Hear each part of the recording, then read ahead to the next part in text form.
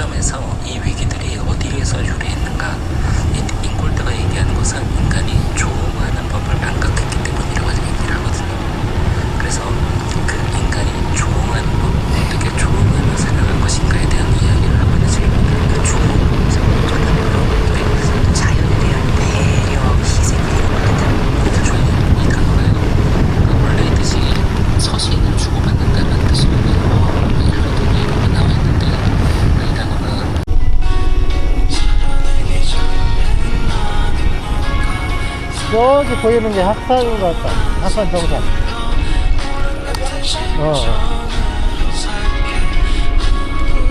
그리고 아까 아니구나. 이게 고덕산이구나. 이게 지금 제일 높은 게 고덕산이다. 학산은 이 뒤에 저기 학산인가? 그러니까.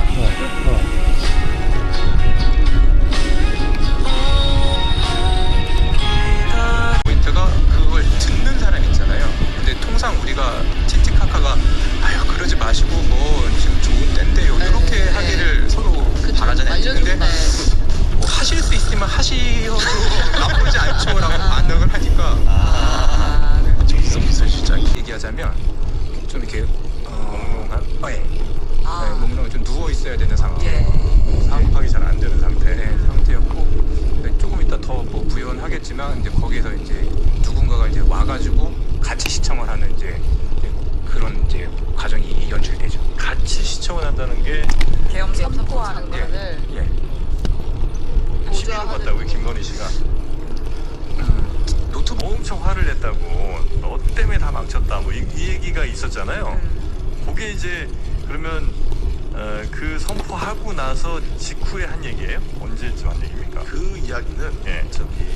그 이야기는 추후에 했던 이야기고, 그날 새벽에 이제 귀가 윤석열 대통령이 개헌 개최까지 끝나고 귀가했을 때는 예. 너 때문에 다 망쳤다 이런 워딩은 아니고, 대신에 어떻게 이럴 수가 있냐 김건희 씨가 윤석열한테 예. 윤석열 대통령한테 그렇게 이야기를 했다는 거예요. 그 상황을 지금 광종고객들이 목격을 했다고 하셨어요. 어떻게 이럴 수가 있냐? 나한테 말도 안 하고 이런 큰 일을 너 혼자 했어? 이런 취지예요? 그렇죠. 뭐 그럴 수도 있고, 저는 또 좀 다르게 해석하는 게, 아마 저는 김건희 씨가 이걸 알았더라면 저는 오히려 계엄을 하지 않았을 거라는 생각도 하고. 그거는 안 된다는 거 정도의 생각은 김건희는 했을 것이다. 뭐 선배 모르지만. 너무 잘 아시겠지만 저기 취재를 하다 보면 정부 감각은 오히려 김건희 씨가 나았다는 그런 이야기가 아주 많습니다. 근데 계속 하는 거예요? 이거는 좀 정확하다. 정치가 제 얘기는 두 분 다 이 재판과 이런 거에 연루된 분이 서로 뭐 이어받는 식으로 얘기가 된다는 것 자체가 정치 수준을 많이 떨어뜨리는 거다. 민주당이 잘 판단할 아까 거라고 말씀대로 지영민에 대한 한 예의가 아닌 거죠. 예, 관성묘, 그래서 우리 관우묘, 관사당. 이렇게 비판하시는 거에 대해서 뼈 아프게 받아들이면서 저희는 어떤 반론을 펼치냐면, 예. 우리가 과거에 그 강서구청장 김태우 사건을 아는데 우리가 그런 실수하겠어? 믿어달라. 근데 김영진 의원께서 최근에 인터뷰를 하시면서 그 부분에 있어서는 나름의 정리를 잘 하셨더라고요. 맞아요. 네, 그렇게 가름하겠습니다. 이게 참 국민의힘은 블랙홀이에요. 무슨 얘기를 받아도 다시 되받아서 공격을 하면 참 구멍이 많아요 지금. 저는 뭐 그런 상황을 많이 맞닥뜨렸기 때문에 네. 대응이 다 되고 있습니다. 그래서 지금 안산은 최근에 조국 대표가 또 거론이 되더라고요. 여기 꼭대기고 못 들으셨어요? 아니, 네, 들었죠. 동산. 조국 대표가 나가야 예. 나갈 만한 곳이다라는 생각을 하겠죠. 근데 뭐 그런 데가 한두 개인가요? 조국 대표가 처음 군산 얘기도 했다고. 그다음에 군산은 이제 기후위경 전 선생이 의원. 나오신 그리고 거 아니에요? 고덕산도 이등산으로 연결돼 있. 거기 어렵고 두 분 중에 정리는 안 될 테니까. 그러면 이기나 이런 생각도 들고, 안산은 안 정해진 것 같으니까 아마 가겠다는 생각을 하시는 것 같은데, 전해철 의원은 무조건 나오는 거 아닙니까? 어쨌든 그렇죠. 잘 몰라요, 여기는 사람들. 이기든 지든 간 어려운 싸움 될 것 같고, 착산을 보는 사람들도 여기까지는 잘 안 하니까. 굳이 남겨둘 이유는 없을 것 같아서 조국 대표는 지금 선택로를 계속 여러 가지 얘기 중에 결국 이제 부산까지 얘기 가고, 부산도 보궐이냐 시장이냐 역까지 나오니까 굉장히 어려운 상황이다. 아까 말씀하신 것처럼 이제 민주당에서는 광역단체장 후보 결정되고 나면 이제 전략공천까지 하는 것까지 시간이 조금 있으니까 두고 보자라고는 했지만, 앉아서 어쨌든 다 써야 하는데. 정부는 그런데 별로 관심이 없지. 고민이 깊을 수밖에 없고, 만약에 돈쓴 누구를 것만 세우든지 많이 간에 한 번은 좀 큰 기본적인 반발이 있지 않을까. 세웁니다. 각 지역마다 좀 그렇게 보이긴 합니다. 뭐 공천이라는 게 다 그런 거죠. 누가 당연히 그 공천을 받으면 못 받은 자들은 당연히 서운한 마음이 있으니까 그것을 얼마만큼 그러니까 합리적이어야 되는 거예요. 원칙이 있어야 되는 거고. 근데 일단 조국 혁신당 대표 얘기를 하면, 네. 저는 전 최근에 사람 중에 이 여기를 아는 합당 사람이 논란이 합당에 실패하면서 60만 중에 저는 그래도 1000명도 안 될 것 조국 같은데. 혁신당과 이 동네 민주당이 사람 말고. 언젠가 함께 해야 되니까 또 있네. 저 조국 대표 별로 안 좋아합니다. 사당, 하지만 간호사당. 그럼에도 불구하고 조국 대표를 원내 진입하는데 우리 민주당이 좀 도움을 줘야 되지 않냐, 저는 그렇게 생각을 했던 사람이에요. 예. 그런데 이분이 너무 말실수를 많이 했어요. 후보를 내지 마라 뭐 그런 말 본인이 왜 합니까? 우리가 집권 여당이고 우리가 알아서 할 일이지 하더라도. 그리고 두 번째, 송가영 얘기는 왜 합니까? 또 세 번째, 무슨 뜬금없이 안양에는 뭐 신장식 의원 있다, 뭐 갑자기 현역 강북구 의원 어떻게 생각하겠어요?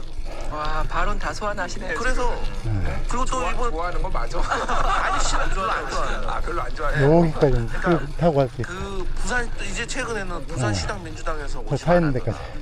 그러니까 저는 왜 이런 발언을 하시는지 모르겠어요.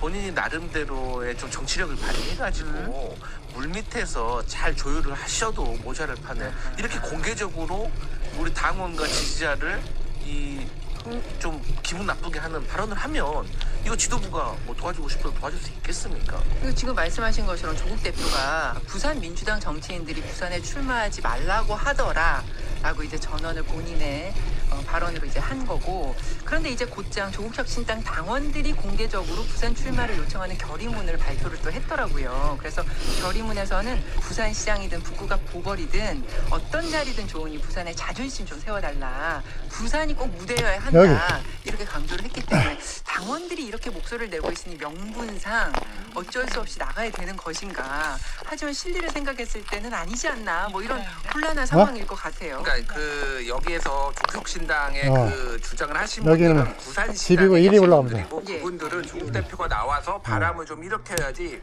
소위 말해서 줄투표를 통해서 본인들의 당선 가능성이 높아진다 이 얘기를 지금 하려는 거예요. 그러니까 그래서 모든 당원들이 다 조국 대표가 부산에 가야 된다라고 얘기를 하는 건 아니에요. 부산시 당원들이 예, 부산시당에 있는 분들이 그렇게 주장을 한 거고 뭐 저는 그 주장도 일리가 있다라고 봅니다. 그러니까 어느 좀 돌파를 해야 되는 건데 근데 그렇다고 뭐 군산에 나가면 비겁한 거고 예를 들면 사실 조국혁신당은 그동안 호남에 또 공을 많이 들였잖아요. 그래서 호남에서의 좀 영향력을 더 확대하기 위해서 군산에 나가는 것도 저는 그렇게 비겁한 막 이런 소리를 들을 정도는 아니다라고 생각을 해요. 그래서 지금 이게 다 꼬여버렸어요. 아까 전에 우리 강성필 대변인도 말씀하셨지만은 감정들이 이게 협당 과정에서의 어떤 파열음이 나고 그 이후에 그런 것 때문에 다 섞여서 말들이 격해지고 더 이렇게 하면서 뭔가 연대가 되게 어려워서 조국 대표가 이제 곤란할 것 같아요. 지금은 어딜 나가도 만만치 않다 지금 상황이. 저는 좀 아쉬운 게 조국 대표가 그래도 조국혁신당의 당 대표로서 뭐 대선 주자라고도 이렇게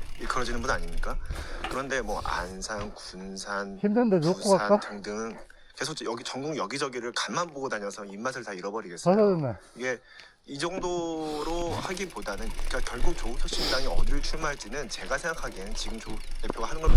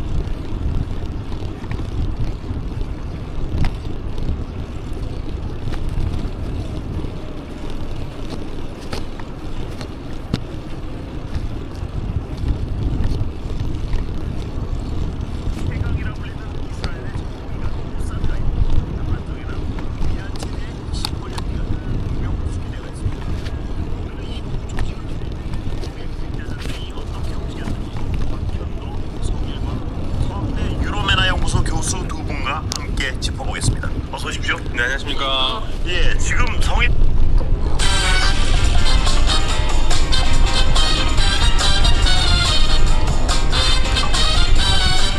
유쾌한 상계통교의 정치 토크쇼 정치 인싸 인사해주세요. 안녕하십니까 강성필입니다. 안녕하세요 김준일입니다. 안녕하세요. 바보 같은 인간들이야. 네 안녕하세요. 이 거듭하면 네, 다 안녕하세요. 잘한다니까. 저는 아나운서 이정민입니다. 광고 듣고 시작하겠습니다. 벤거 다 그대로다. 여기 배워낸 거예요? 그걸 뭐 한다고 벤.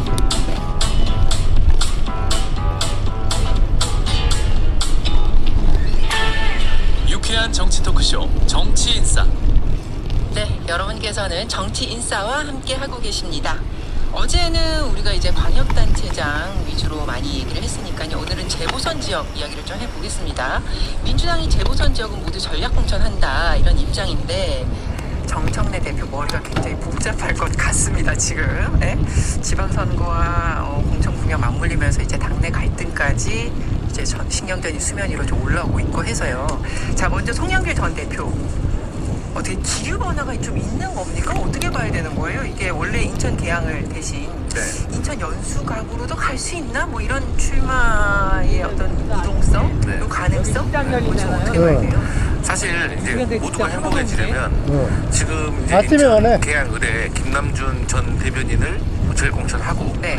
그다음에 이제 연수에 그러면 송영길 전 대표를 하면 된다라는 말들이 있었는데 여기에 또 이제 박남춘 전 인천시장이 또 준비를 하고 있다고 하니 그러면 뭐 송영길 전 대표가 광주에 만약에 재보궐 국회의원이 열리면 거기로 가면 되는 거 아니냐? 왜? 소나무당으로도 과거에 이제 출마한 경력이 있기 때문에. 그런데 그 제가 생각했을 때 옳지 않다. 예. 왜? 아니 지금 광주 전남 통합시장 경선이 한참 이루어지고 있는데 그 경선 개입 아니겠습니까? 그리고 그 어떻게 될 줄 알아요? 그렇기 때문에 저는 부적절하고 예. 또 어쨌든 송영길 전 대표가 이재명 대통령, 과거 이재명 후보를 본인의 몸으로 직접 막아낸 거 아니겠습니까? 지켜낸 거 아니겠습니까? 그런 어떤 의리와 정을 생각하면 한다고 하면 저는 송영길 전 대표의 의중을 존중하는 거. 그러니까 한 번 정도는 계양을에서 좀 당을 위해서 연수를 옮겨주시고 또 거기에 또 인천시장까지 하셨기 때문에 인천 전체가 본인의 지역구라고 또 할 수도 있고 또 인천 연수가 또 어렵다고 하니 또 그것을 지키는데 일조해 주십시오라고 하는 게 저는 무리는 아니라고 생각하는데 이것을 또 뭐 광주까지 가야 된다 뭐 이런 말씀 하시는 분들이 가끔 있던데 이거는 그에 대한 예의가 아니고 저는 최대한 빨리 당 지도부가 땅다리 안 가고도 헌신로까지 갈 수도 있죠. 그러니까요. 교통정리를 빨리 하라 이 얘기가 지금 몇 주째 나오고 있는데 정리가 안 되고 김남준 전 대변인은 별로 이렇게 모양새가 지금 움직일 것 같지는 않고 그러고 있으니까 또 뭐 연수 쪽에서 박찬대 후보가 그전까지는 송영길 전 대표에게 뭔가 좀 힘을 싣는 듯한 느낌이 있다가 요즘에는 부쩍 박남춘 전 시장 언급을 많이 하고 있고 그래서 뭔가 모양새가 굉장히 우스워졌다 이렇게 보이는데요. 그렇죠. 민주당 입장에서는 송영길 대표가 2월에 무죄를 받고 이 정치권으로 복귀하는 것을 예상을 못했잖아요. 사실은 뭐 누구도 예상 못했는데 그런 상황에서 어렵겠죠. 여러 가지로 자리는 하나가 지금 모자라니까요. 근데 좀 부러운 것은 일단 그 탈락은 안 시키네요. 이렇게 하면은 어디와는 달리. 그리고 다 된다고 보고 지금 하는 얘기잖아요. 네. 전제가 그냥 다 되는데 전략공천하면 공천은 다 이제 당선이다 이렇게 말씀하시니까 그렇긴 한데 어쨌든 이런 생각은 들어요. 그 송영길 대표 입장만 생각하면 말씀하신 강성필 대표님 말씀하신 게 맞죠. 뭐 인간적으로도 봐도. 근데 그걸 정치적으로 해결할 때 이분이 정치에 복귀하면서 육선되는 거 아니에요? 육선에 당대표 지낸 분이 지금 들어오면 8월 전당대회 때 어떻게 되고 이것까지 생각하니까 결론이 안 난다고 저는 생각을 해서 지금 한 2주 가까이 뭐 ABC 얘기하고 여러 얘기 하는데 그것과 같이 맞물려서 정리를 해야지 송영길이 인간적으로 어떻고 김남주 어떻고 이 단계가 아닌 것 같아요. 제가 볼 때. 그러니까 이후에 있는 8월에 있는 전당대회를 앞두고 당권 경쟁까지 생각을 했을 때 지금 지도부로서는 굉장히 껄끄럽다 이렇게 해석하는 게 맞나요? 이 얘기 2달 동안 하다가 잠깐 쉬었다가 또 하는 거예요 지금. 아니 그러니까 지도부가 지금 교통 정리가 안 되니까 근데 계속 하는 거예요? 이거는 좀 정확하게 알 필요가 있는 게 지도부에서 교통 정리를 안 하는 게 아니라 지도부는 처음부터 전략공천 지역은 뒤에 판단하겠다고 얘기를 했어요 이미. 그러니까 그거를 제가 보기에는 4월 셋째 주 정도 돼야 될 것 같아요. 왜 4월 셋째 주? 아니 왜냐면은 경선이 지자체장 경선이나 이런 게 다 끝나고 지금 판단한다는 그리고 여기가 만약에 매우 빨리 확정을 지어가지고 지금 경선을 뭐 이를테면 국민의힘 후보하고 미리 이렇게 경쟁을 하고 뭐 이래야 되면은 좀 조기에 해야 되는데 사실 뭐 계양을이라든지 막 이런 데가 막 그렇게 엄청 민주당이 힘든 데는 아니잖아요. 그러니까 뭐 물론 열심히 해야 되지만 그러다 보니까 뭐 만에 하나 그리고 송영길 대표가 오면 송영길 대표는 뭐 워낙에 이제 그동안 밭을 다 닦아놓으신 분이고 그러다 보니까 제가 알기로 지도부의 기류는 이거 다 결정되고 난다고. 그래서 광주 얘기가 나오는 것도 그런 거예요. 송영길 대표가 얘기하는 게 광주 아직 결정도 안 됐는데 그게 민영배 의원이 될지 누가 될지 어떻게 하느냐가 맞거든요. 그러니까 그러면 그거 보고하겠다. 뭐 이런 기류에 그러니까 이게 지역구가 그래서 나오는 걸 좀 봐야 될 것 같아요. 어차피 한 달 정도 더 있다가 전략공천 하는 걸 봐도 늦지 않다. 저는 민주당 지도부가 너무 계산이 많은 것 같아요. 아까 강성필 부대표님 말씀하셨듯이 사실 이럴 때는 복잡하게 생각하지 말고 간단 명료하게 정치적 어떤 명분, 도의상 송영길 대표를 이렇게 낙동강 오리온 신세처럼 여기저기 자꾸 튕겨대는 거는 바람직해 보이지 않거든요. 원래는 사실 계양을로 복귀시키는 게 맞죠. 난 쌍다리 건너서 이제까지 올라가고 과거에 아까 말씀하셨다시피 건너서 이재명 의원을 만들어내기도 했으니까. 하지만 지금 이제 김남준 대변인이 먼저 치고 들어오면서 연수 갑으로 한번 튕겨나갔는데 연수 갑으로 교통정리 다 해주고 이제는 이쪽이 좀 그것도 좁아. 전 저쪽이 좀 시장한테 넓고. 끌면서 광주로 갈지 말지. 이거는 송영길 대표 요새 유시민 작가랑 각도 잘 세우고 있던데 너무 민주당에서 이렇게 야박한 거 아닌가 그렇게 생각하고 있습니다. 그러니까 사실 전체적인 틀에서는 우리 김준일 평론가님께서 하셨던 말이 맞고 그 시기가 맞아요.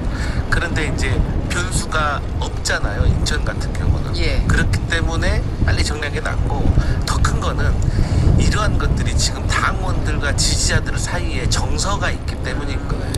말씀하셨던 것처럼 다른 곳에 재보궐 국회의원 재보궐이 많이 열릴 건 알고는 있지만 그 지역하고 사실상 송영길 전 대표하고 상관이 없는 지역이거든요. 정치적으로.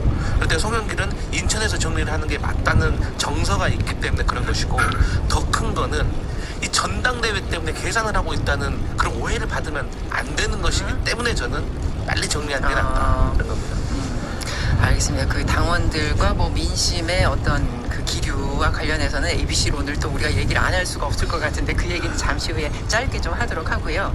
민주당 강세 지역인 안산갑도 뜨거워졌습니다. 이게 여기는 양문석 전 의원이 의원직을 상실하면서 보궐 지역이 됐는데 양 전 의원, 이 당사자죠. 양 전 의원이 김용전 건너가지고 민주당 이렇게 부원장에게 가? 안산갑에 와달라 이렇게 아, 글을 올라가고. 올렸어요. 이걸 어떻게 보시는지 그리고 이게 뭐 도움이 되는지 어떻게 보세요? 그 첫 여기. 문장이 양문석 전